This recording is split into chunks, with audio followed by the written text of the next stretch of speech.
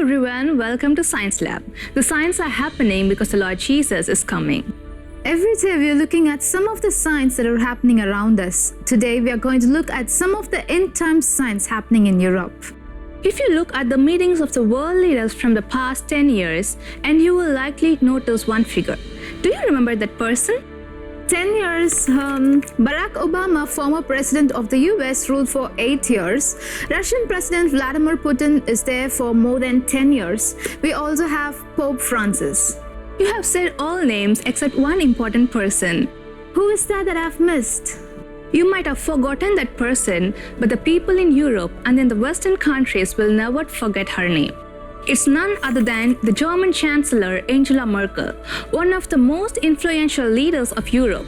Her leadership spans 13 years and 4 terms. Yes, I forgot her. Whenever we see about Germany, we always talk about her. Now what's with her? After being in power for 13 long years, and now she wants to retire from the politics. And that is what we are going to see in this episode. I swear that I will devote my strength to the well-being of the German people. So help me God. In that span, she became one of the most powerful women in the world. But she recently stepped down as leader of a party and she won't be running for re-election. This 4th term is my last as the Chancellor of the Federal Republic of Germany. In 2021, not only will Germany lose one of its longest-serving leaders, so will Europe. Merkel has dominated European politics for decades. So how did Angela Merkel become so powerful, and what does her exit mean for Europe? The Berlin Wall divided Germany's capital in half for almost 3 decades. This side was part of the prosperous and democratic West Germany, and the other side was the impoverished communist East Germany, a satellite state of the Soviet Union. But when the wall fell in 1989, the East unified with the West, and Germany quickly became one of the largest and most populous countries in Europe. This is when Angela Merkel entered politics. She was elected to be a member of the new parliament in 1990, but rapidly rose through the ranks. By 1994, she was Minister of the Environment, and by the year 2000, she was head of a political party, the CDU. While Merkel became more important in Germany, reunited Germany became more important in Europe. It became a leader in the European Union. There were open borders between EU member countries to let people and trade pass through freely. And Germany led the efforts to create the Eurozone, where 11 EU countries adopted the euro as a common currency in 1999. These policies made EU countries more dependent on each other. And in the early 2000s, the EU increasingly looked to Germany, one of its most powerful economies, to be its leader. Starting in 2005, that leadership came from Angela Merkel. Merkel was elected Germany's chancellor and demonstrated a talent for building consensus. She engineered a grand coalition between Germany's biggest political parties from the right and the left. With this alliance behind her, Merkel solved 2 of Germany's biggest economic problems. She cut huge government spendings and reduced unemployment. Her ability to stabilize Germany's economy became particularly important when the EU faced a crisis. This Eurozone crisis has gone from bad to worse. It is a high-stake game where the players are world leaders and the wager is the world's economy. The global economic recession in 2008 hit Greece especially hard. The country inched towards bankruptcy and its economic decline brought down the value of the euro, which hurt everyone in the Eurozone. But Merkel's Germany was weathering the recession better than anyone in Europe. So it fell on Merkel to rescue Greece with her economic strategy. She demanded Greece pass huge spending cuts in exchange for loans from the EU and the International Monetary Fund. These were deeply unpopular across Europe. Cutting Greece's pensions and services were harsh tactics, but Merkel's priority was to retain the integrity of the Eurozone, and Greece's debts threatened that union. If the euro fails, Europe fails. That must not happen. Merkel eventually got the 16 Eurozone countries to support her plan and kept that Eurozone together, cementing her role as the unparalleled but controversial leader of Europe. Within Germany, Merkel's popularity continued to grow. Germany called her Mutti, meaning mother, for taking care of the economy. Even she earned her own emoji, representing her trademark hand gesture. And in 2013, she won her 3rd term as chancellor. But this term would turn out to be very different than the others. The numbers of migrants coming into Europe this year alone is at more than 500,000. Almost 900 people drowned as they attempted the crossing from Libya to EU. Some countries are greeting them with open arms, others are setting up fences with barbed wires on top. In 2015, more than 1 million refugees fled conflicts in northern Africa and the Middle East and migrated to Europe. Merkel called on EU leaders to help take in refugees, but several European nations pushed back, as nationalist politicians in these countries stoked anti-immigrant fears. This time Merkel could not build a consensus. Migrants piled up in Europe's southern countries, causing a humanitarian crisis while undermining the solidarity of the EU. So Merkel acted alone. We are learning in this refugee situation that we are all connected to each other and our lives are affected if terrible things happen elsewhere.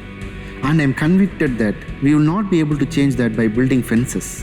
In 2015, Germany granted asylum to over 140,000 migrants, more than any other European country. 33% of Germans said that country would take on additional asylum seekers. Many even met incoming trains carrying migrants with support and supplies. But on New Year's Eve in 2015, the situation changed. A day after the allegations of mass sexual assault were made public, Coligny continued to search for the perpetrators and for answers. The attackers were described as young men of Arab or Northern African appearance. A rash of sexual assault and theft changed public opinion. After the attackers in Coligny, only 18% of Germany felt that country could take in more asylees, and German public opinion reversed on Merkel too. A far-right party called the Alternative for Germany or AfD seized on the anti-immigrant sentiments among voters. 1.5 million voters who had previously backed Merkel's Grand Coalition in 2013 switched their support and voted for the AfD in 2017.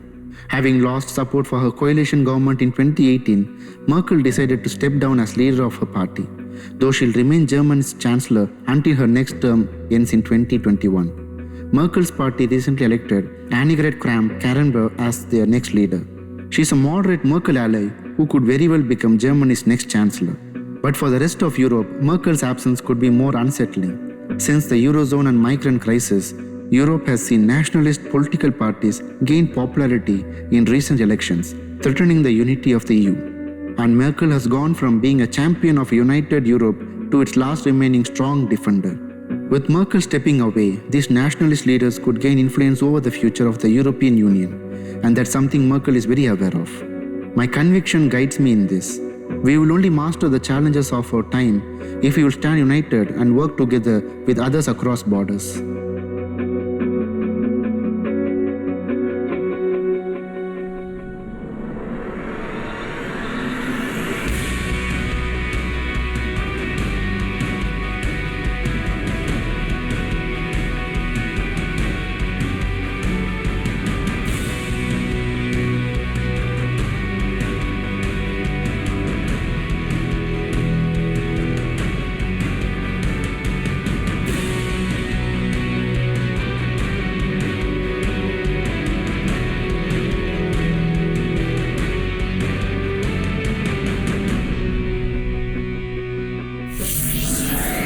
After the Second World War, it was Merkel who single-handedly steered the economy of Germany and made it as a powerful and wealthy country as we know today. Now, who will come after her? Will that person rule Germany as she did? That's a good question because after her, the fate of Germany and Europe is going to change forever. How is it? We will see the answer after a short break. Do not go anywhere, we will meet you after a short break.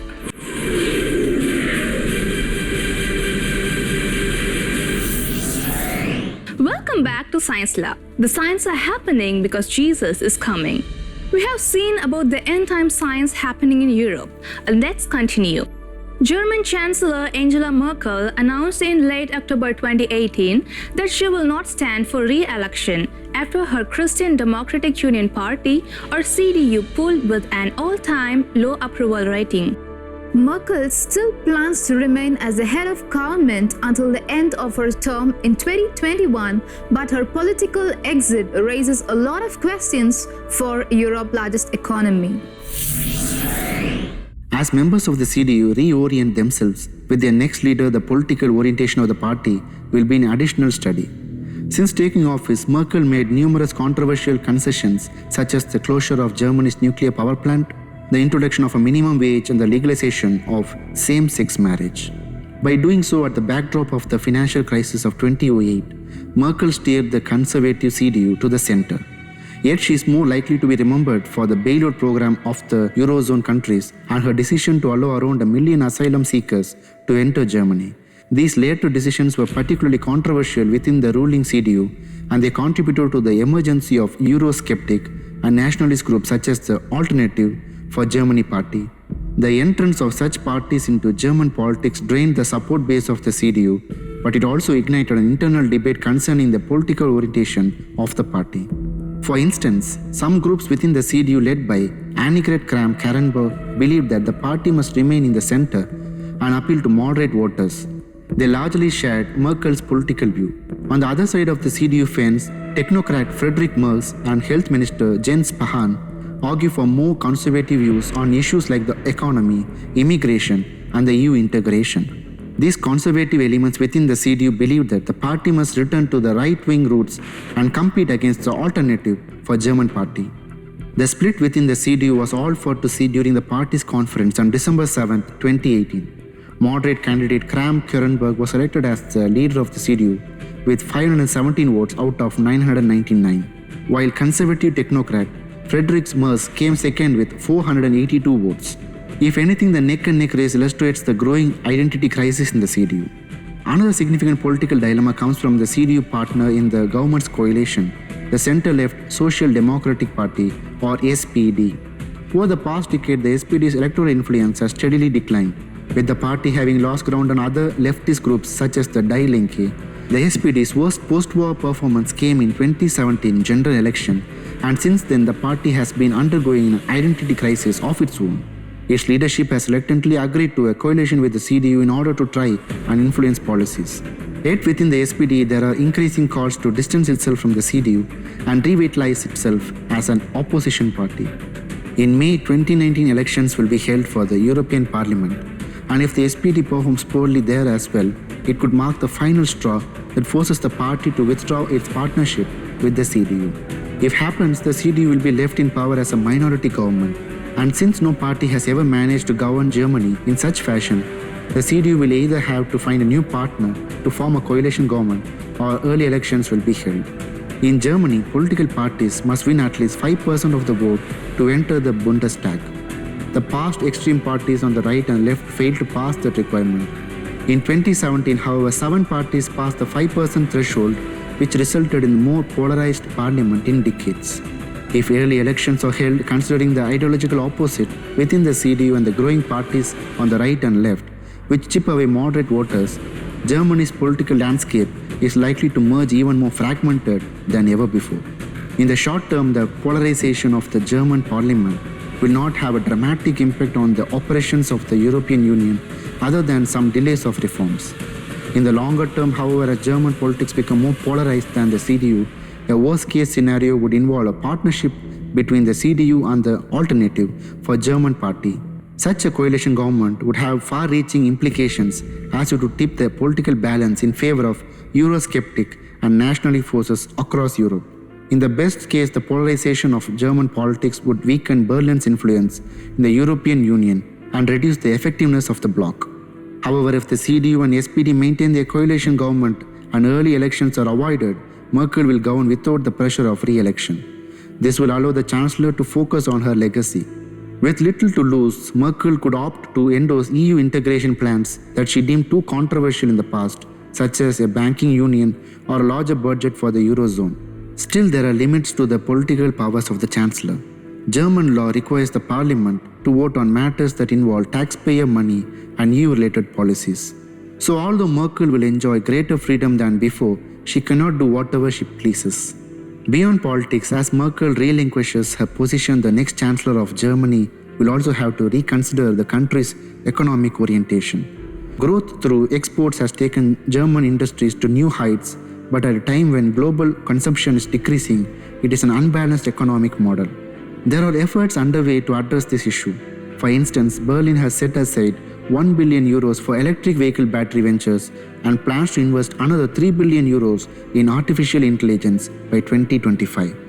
The government is also working towards energy sustainability and economic diversification plan. Still, Germany relies far too heavily on exports. Nearly half of its GDP comes from it. That's the highest level of any advanced economy. With the way things are now, Germany is simply not prepared for the next financial crash. As the economic engine of the Eurozone, Germany's well-being affects everyone else. Italy, Spain, and Greece currently have double-digit unemployment rates and high levels of public debt. It would only take a small nudge to tip their economics over. So when the next financial crash occurs, the next chancellor will be forced to extend scarce capital to rescue fellow Eurozone members while Germany citizens feel the pain of the recession. As such, Berlin must conduct economic reforms and make preparations to aid the EU, since its collapse would be an even greater catastrophe. Since the fall of the Soviet Union, Germany has had 3 chancellors. Helmut Kohl reunified the country and thereby trading the European Union. Gerhard Schröder oversaw the introduction of the euro and the enlargement of the European bloc into the east. And Angela Merkel guided Germany through the Great Recession while keeping the Eurozone together.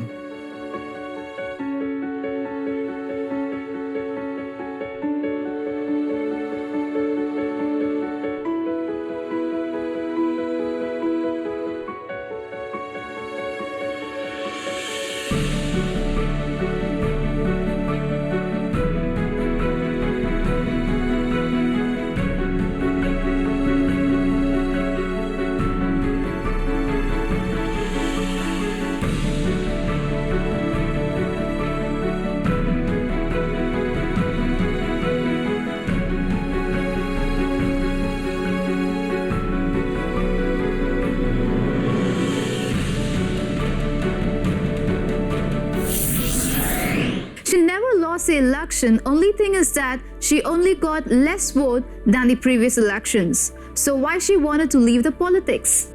Did you watch January 2020 prophetic message given by Prophet Sadhu? Yes, I saw. What did he say? He said that the year of 2020 is a year of preparation. God has given us one more year to prepare for the danger that is to come. Only now saying this I can understand. So from 2021, there is going to come a great danger. Even Merkel's term will end in 2021. So something is going to happen. You have said it right. Revelation chapter 13 says that Antichrist and false prophet will rise up in these last days. We have reached that time. All these show that what is mentioned in the Bible that are going to take place in the end times are taking place in our lifetime. We are living in the last days. Lord Jesus Christ is coming again very soon. Thank you for watching this episode. Do not forget to tune into the Science Lab next time. In our previous episode, we asked you a trivial question. Currently, which country is facing trade war with the United States? The right answer is option C, China. Emmanuel Kumar from Perambur, Chennai, India said the right answer. Congratulations, Emmanuel. Before we end the show, we would like to ask you a question. How the ruler of Germany is called? Option A, President, Option B, Prime Minister, and Option C, Chancellor. Send us your correct answer to our email address sciencelab@angeltv.org. If you have missed any of the episodes, don't worry, you can watch it again and again in our Science Lab YouTube page. But don't forget to like, share, and comment on the video. Ask your friends and relatives to watch the Science Lab so they will know that we are living in the last days. Remember, signs are happening because Jesus is coming. Maranatha.